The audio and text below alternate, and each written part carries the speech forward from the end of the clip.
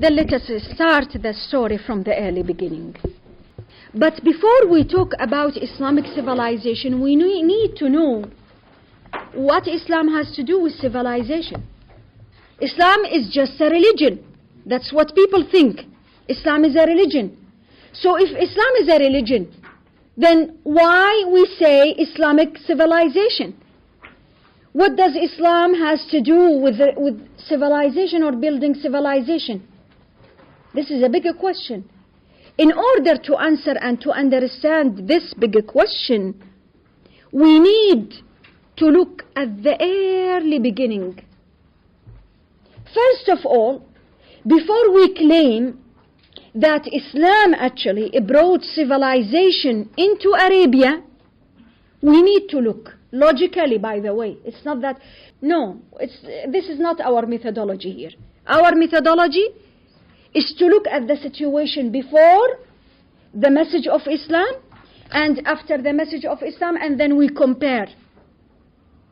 And we are relying on actually reliable and authentic sources in that case, historical sources. You see the point?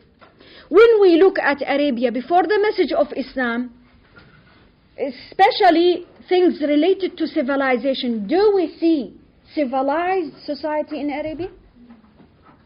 You look at the conditions, okay? When it comes to, for example, to the religious, let us just take one example at the beginning. Religious life, religious condition. How was the situation there? Arabia at that time, of course before, it was a long time ago, in Arabia, all messengers of God, Abraham, Moses, Jesus, peace be upon them, all of them, they came with the concept and the message of Tawheed. That's to say, there is no God but Allah. Oneness of God, oneness of Allah. And all messengers of Allah, peace be upon them, including the Prophet, peace be upon him, Muhammad, all of them, they were actually telling the people all the evidence, logical evidence, which lead them to the existence of God. This existence can't be created by itself. It's impossible. And it's impossible again to be created by chance. But who's behind this? I mean, you see a book, you see a table, just a piece of wood, and you ask, made where, by whom, and you see all these things, and you don't ask yourself, made by whom? It's not possible. So, and that's, by the way, as we mentioned on a Tuesday, this bigger question has been asked by the Prophet, peace be upon him. That's what he was doing, meditating in the cave of Hira. He was asking himself bigger questions. Why? How? Who? And he could not, of course, obviously, find the answer in his community or society or his tribe. Why? Because people in Arabia were worshipping stones, idols. From where? From other places outside Arabia, in Damascus. They went there and they said, oh, nice. Then they asked the people there, okay, why you are worshipping these idols? This is, by the way, a historical background for the idol worship. Anyway, they said to them, well, they are stones, yes, and of course we are making these nice stones, but after that you pray to them, you ask them, for example, you have midterm next week, you ask them, okay, would you please help me to pass the exam? And they would, it depends, of course, if you give the right amount of money to the one who is in charge of this idol, then and things will be fine, then they may answer your question and your wish, and maybe you will get an A even if you didn't open the book or attend the class.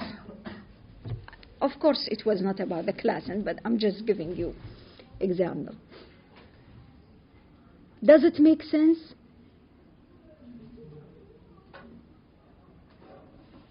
That was their choice. That was their choice. And they brought around 360 idols, put them around Kaaba. Why different idols? They would say, you know what? We will make a big business out of this. How? All the Arabian tribes, which were many of course, they will come to Kaaba because they believe that they have to visit the Kaaba. They believed, even before Islam, they believed that they have to visit this place. It's a holy place in Kaaba, in Mecca, and all of them they have to visit. Okay. They said, you know what? Every tribe, we will give them an idol. It's just a stone. It's not a big deal. They are not going to spend a lot. And we will give them as a gift. And tell them that, you know, this is your place and this is your God. And they will like it a lot. And they will love that. And they will come again and again. And when they come again and again, it will be big and good income for Quraysh, people of Mecca. And that's what they were doing for years. You see? So let them believe. And if we can make those idols 400,000, it's good. It would be even better. So that we will let all these people come, enjoy their time, spend their money, and we will get their money, and everybody is happy. Well, that's it. This is the story of the idol worship in Mecca. And as some of you said, doesn't make sense. Okay. For them, it makes all the sense. Fine. But what was actually happening after and within the religious situation in Mecca? Social, family system, political, if we may say political. Everything was going around this problem. Everything. Classes in the society, mischief, injustice. Because of what? Because to serve the interests of some people, the influential people there in Mecca. Authorities of Mecca, of this place. That was the situation. Imagine yourself living in such society with an open mind. Because the Prophet, peace be upon him, before Islam, he was an open-minded person. Open-minded, which means questioning, asking, why, how, what. So he was running away from all this trouble. Not because he wants to run away, no. He wanted to give himself a chance to think, to reflect, and to try to answer the big questions. So he was spending nights there by himself, looking there, here. It's magnificent. It can't be actually done by stones. It's impossible. It's not possible. Those stones made by those people. There is someone there, but who is he? And he was confused, yes. He was looking for something, yes. He was asking, yes. And it happened, and he couldn't find the answer there in Arabia. He couldn't find the answer in any place. So he was looking for the truth. He was looking for answers which may stop him from asking further questions and giving him all this confusion. Because he was confused, really, about this. One night actually, what happened? The revelation started. It has been said in Quran that the Jibra'il, the angel, archangel Jibra'il, came to him, squeezed him and tell him, and it was, of course, as it has been mentioned in the documentary, if you watched it, it was something really different and not easy at all to think about. Started to hear that voice telling him, read 3 times. Now, when I'm telling you read, definitely there is something in front of you to read. Otherwise, I want to ask you to read, isn't it? The revelation telling him read 3 times, despite that he was illiterate. And there was nothing in front of him to read. In the 3rd time, he said, read or recite in the name of your Lord who created, and that's it. Not say created you, no. Created and full stop. It means from the early beginning, Quran is asking the Prophet and everybody, those who believe in it and those who do not believe. Quran is a universal message. It's not only for those who believe in it. Quran is for those who do not believe in it as well.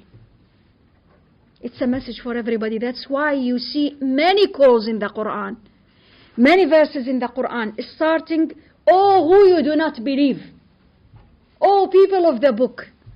Oh, this and that." Why? Because he's talking to everyone. You believe, you don't believe, it's a message. Read it. See what is there. So the Prophet has been told to read. Read what? Read in the name of your Lord who created what? What you are seeing. Because he was looking there and he was seeing, looking at the horizon and going there and here, contemplating, trying to understand what, why, who. And then here is the answer. This is a really crucial moment in the life of anyone, of any one of us, any individual. You need to question before you think about the answer. Without questioning things, you won't reach anywhere. Why? Questioning, it means that I think I am alive. I'm human. I don't ask, I am not, unfortunately. Once I pause or I stop my mind from thinking and asking, this is the end. And that's what people in Arabia were doing. It has been mentioned in the Quran, for example, and it's known, obviously, it's apparent from all the historical sources, that some people were asking those people in Mecca, why you are worshipping these idols? They would say, we don't know, our fathers, forefathers, and everybody is doing this. This is the basic and the very simple answer. I just may recall here one of my friends on the page on Facebook. He sent me a question. He said, he was asking about his brother. His brother was, he is in his 20s, but before, he said, I have a problem with my brother. We have been born for Muslims parents and Muslim family. But what was happening that once my brother was just 11 years old, and he asked my father once, who is Allah? You keep saying Allah, Allah. And who is Allah? Now guess what the father did. What did he do? Hugged him? No. What did he do? Slapped him. And that was the beginning. He said, from that time, my brother started to hate Allah and everything, astaghfirullah, and everything related to Allah and to religion. And he said, the father said to his son, 11 years son, you shouldn't ask such a question. Haram, forbidden. You want to go to hell? You want me to go to hell? And then, wallahi, I said to when I read it fast, I said, come on. For sure, that parent, that father, did not understand what is Islam, what is Quran. Because Islam is not Islam and religion if you don't ask. And by the way, this simple question which has been asked there by that son is there in the Quran. Is there in the Quran. Asked by whom? By Pharaoh of Egypt, Pharaoh. He said to Moses, peace be upon him, the messenger Moses, who's your God? You keep saying God, God, God, God. Tell me who's your God? He said, the one who has created everything in front. The one who has created you. And if you keep saying, okay, I have been created by myself, okay, then stop dying. Okay? Don't die, please. And never leave your loved ones to die. Can you do that? Can you stop dying and let them die? And Pharaoh of Egypt kept silent. Without a questioning, you would never reach to God at all. So, from that incident, we learn something. What is that thing? If you don't ask questions and question everything around you, you will never reach God. And you will be never on the right path. Don't follow what Muslims again, or some Muslims like that parent, may Allah forgive him and forgive all of us, about Islam. You want to know about Islam? Read what Allah is saying, because no one should or supposed to talk on his behalf. Isn't it? Because this is the Quran, this is the book. And this is what Allah is saying. So no one supposed to talk on his behalf. And say, no, Allah is telling you to stop asking. No. It's a big lie. It's not there. Quran is saying something else. If you want, wallah, honestly, frankly speaking, when I want to challenge my mind, I read Quran.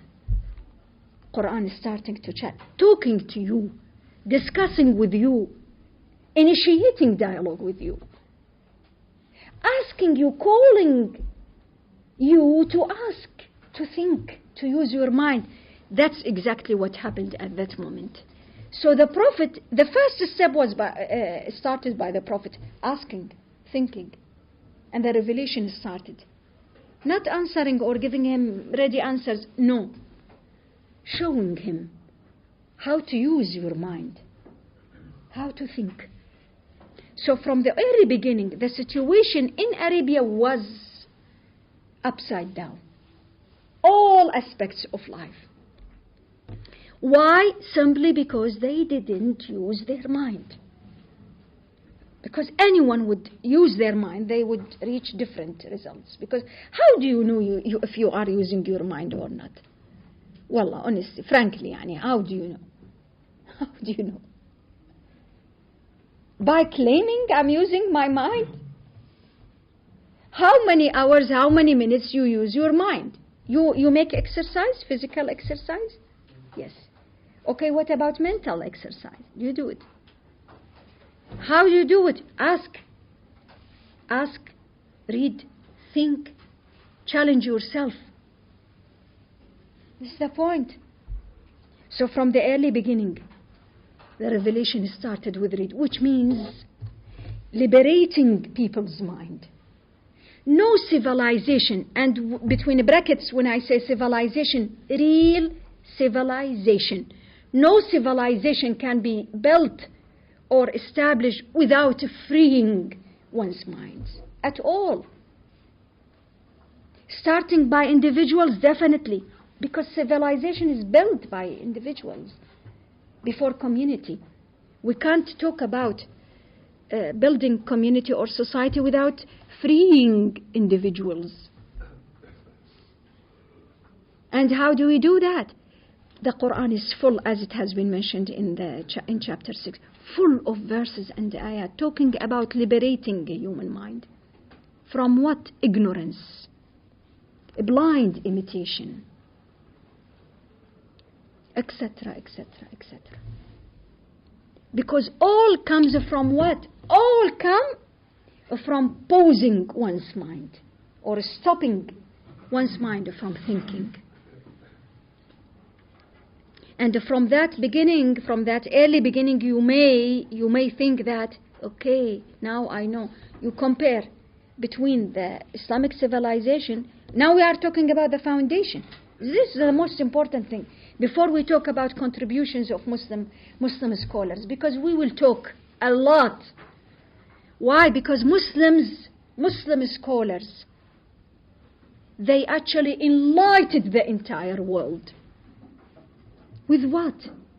With their inventions, discoveries, contributions, which were amazing.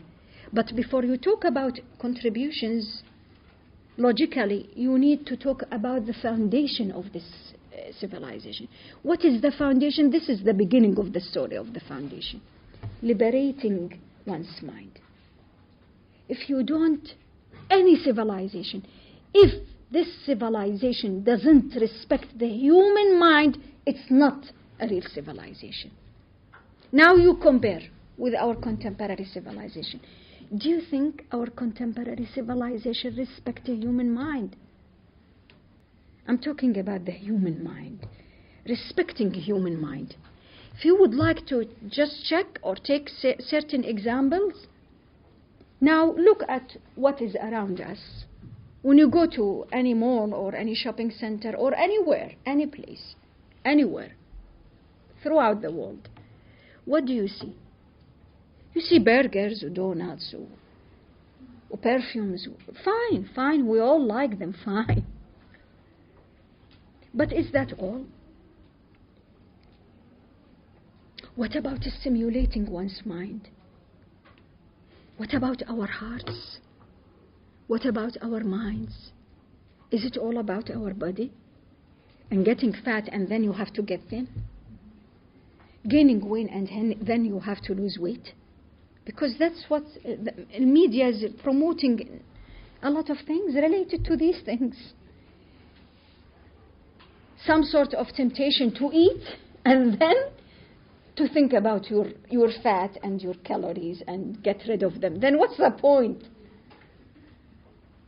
By any mean, where is the mind here? Where is the place of mind? Where is the heart? Where is the spirit? Where is the soul? It's all circulated around what? The face, hands, and other things. The body, in other words. Mind, almost absent, not there. Heart and soul is not existed, not in our world. To some extent, because you see we can't generalize, but I'm talking about just examples. You examine, you investigate. And are we enjoying that? Very much. Why? It makes us feel better. Are you sure? You feel better when you eat more? When you wear better? Okay, for how many minutes? What about you? The real you. You see, this sort of dialogue and conversation which everyone's supposed to have with himself. Unless you do that, you will lose yourself. And what would happen when I am lost? No one is going to find me unless I try to work on this and find myself again. So, Quran is a book which helps people to find themselves. Not through imposing ideas and thoughts in their heads. No.